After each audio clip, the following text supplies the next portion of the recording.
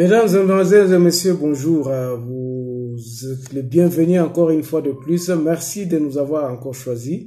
C'est Germain Kaindo à la présentation ici. Nous sommes toujours dans notre émission Contact Pro Live.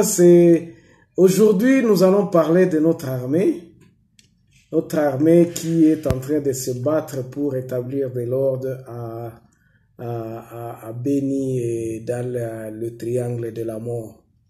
Pourquoi nous allons parler de l'armée aujourd'hui? Nous allons parler de l'armée parce qu'il y a une certaine flagrance que nos dirigeants ou nos vaillants militaires sont en train de nous donner des nouvelles chaque jour. Depuis un certain temps, donc, on nous fait balancer des messages disant que l'armée a conquis un certain territoire, il a récupéré les armes, ils ont fait ceci. Ce sont des histoires qui tombent sur nos téléphones. Et aujourd'hui, nous nous sommes dit, nous allons quand même venir auprès de vous pour analyser un peu cette situation parce que nous sommes quand même un peuple, nous sommes quand même une certaine population qui a une certaine maturité. Nous ne sommes pas des enfants, donc nous avons aussi droit au respect, à ce que on puisse nous respecter dans tout ce que nous faisons.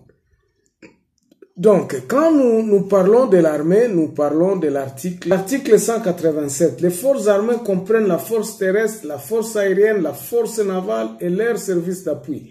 Elles ont pour mission de défendre l'intégrité du territoire national et les frontières dans les conditions fixées par la loi. Elles participent en temps de paix au développement économique, social et culturel ainsi qu'à la protection des personnes et des biens. Article 188. Les forces armées sont républicaines. Elles sont au service de la nation tout entière. Nul ne peut, sous peine de haute trahison, de détourner à ses fins propres. Elles sont apolitiques et soumises à l'autorité civile. Article 189.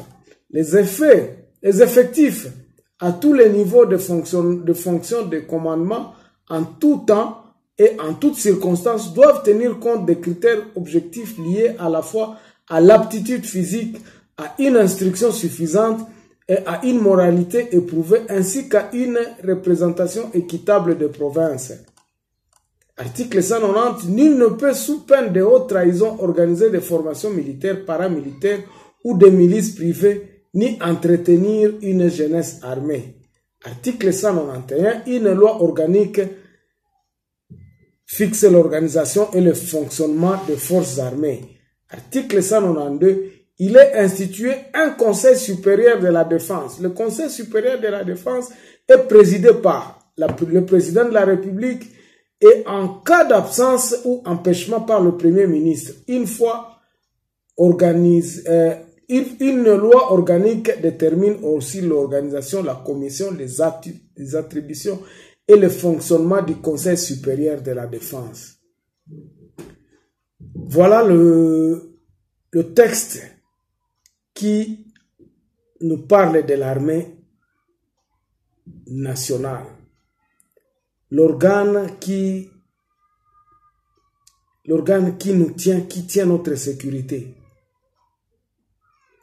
Cette armée, elle dit surtout dans son article 189, les effectifs à tous les niveaux, les fonctions de commandement en tout temps et en toutes circonstances doivent tenir compte des critères objectifs liés à la fois à l'aptitude physique, à une instruction suffisante, à une moralité éprouvée ainsi qu'à une représentation équitable des provinces.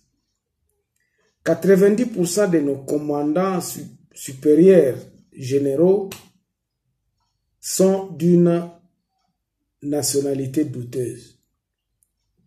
Peut-être que ce n'est pas de leur faute, parce que depuis un certain temps, notre armée a été mixée, donc il y a eu de brassage de groupes armés. L'armée que nous avons aujourd'hui, ce n'est pas une armée républicaine, mais c'est une armée qui était constituée de milices, de rébellions. Et parmi les rébellions, le fait que je vais épingler cet après-midi, c'est que dans ces rébellions-là, je vais vous rappeler un peu l'histoire. Laurent Désiré Kabila est venu. Derrière lui était une armée ougandaise et une armée rwandaise. Ils sont venus, ils ont chassé Mobutu. Ces gens-là sont venus pas comme des Rwandais, pas comme des Ougandais, mais ils étaient venus avec l'habillement de Banyamulenge. Beaucoup de gens ne le savent pas. Leur nom, on les appelait les Banyamulenge, justement pour éviter que cette invasion-là soit du Rwanda et de l'Ouganda soit à ciel ouvert. Ils ont profité, ils ont dit qu'ils étaient des Banyamulenge, une race, un tribu Tutsi qui habite depuis de longues années au Congo, qui ont la même morphologie que les Rwandais et les Ougandais. Donc, tout le monde qui le voyait, la révolution a éclaté au nom de Banyamulenge en 1996. En 1996, la révolution éclate au nom de Banyamulenge qui se sont révoltés pour chasser Mobutu. En réalité, c'était une armée rwandaise qui nous envahissait. Vous connaissez l'histoire, ils ont pris le Congo, ils ont marché à pied de Lemera jusqu'à arriver à Kinshasa, passant par Kisangani et par-ci, par-ci. Ils ont tout conquis, ils sont arrivés à Kinshasa. Mais ils se sont dit, comme le Banyamulenge, il n'y avait pas cette... Depuis longtemps, le Banyamulenge n'ont jamais fait partie de l'armée. Boyoka Wapio, na 1977, un soldat au Azoloba Kinyarwanda.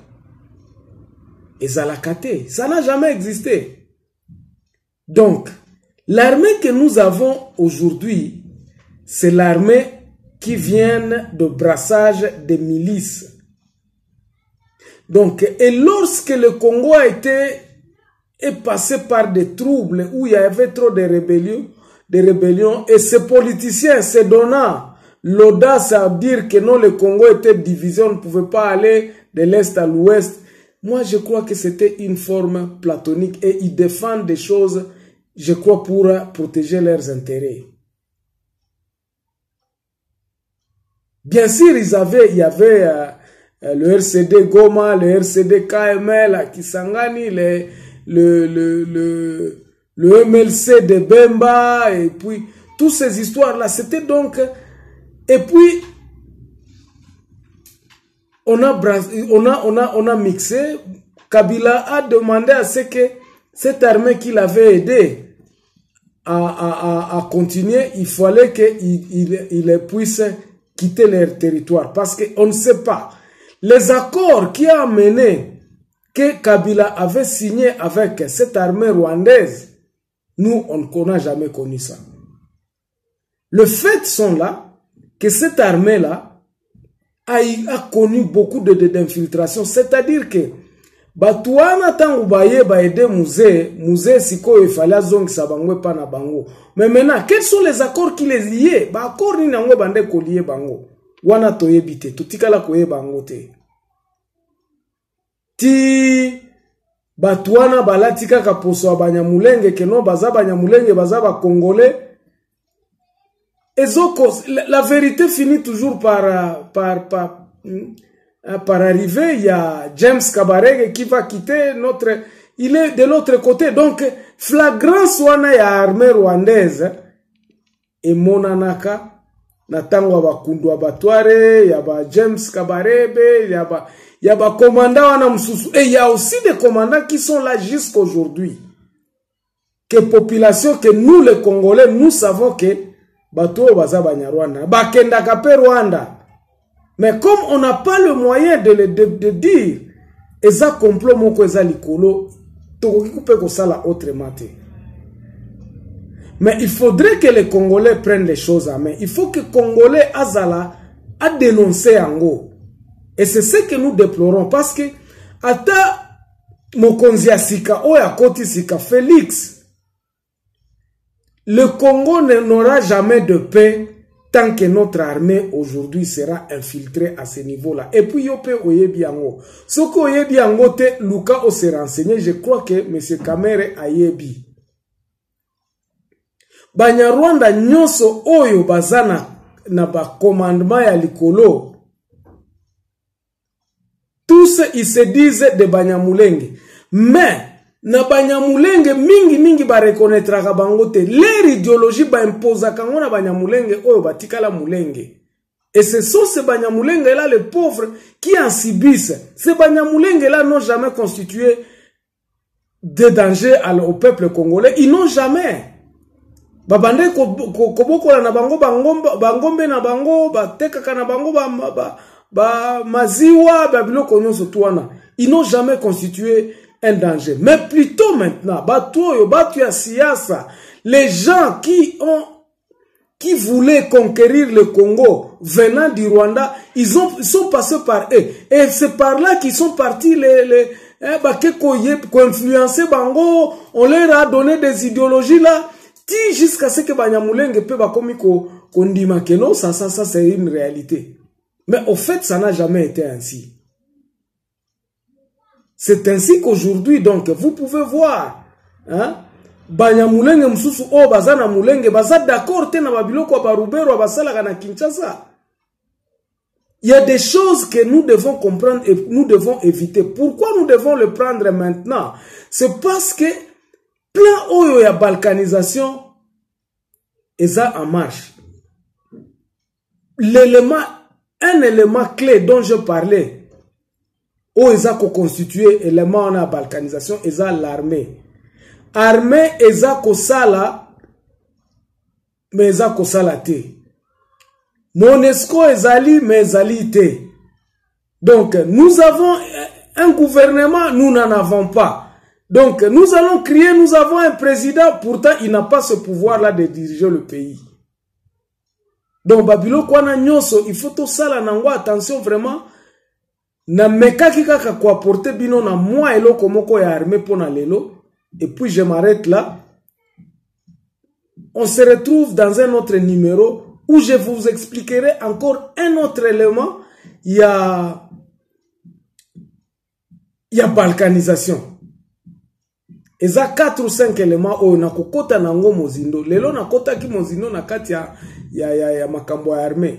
Soki ba oyo pe bazana eloko msusu ya kobakisa, ils peuvent toujours m'appeler, nous allons faire un live avec eux. Comme ça ils vont expliquer si ce que j'ai dit est vrai ou ce que j'ai dit j'ai flop quelque part. Je m'arrête ici et je vous dis merci pour m'avoir suivi et on se revoit dans un prochain numéro. Au revoir.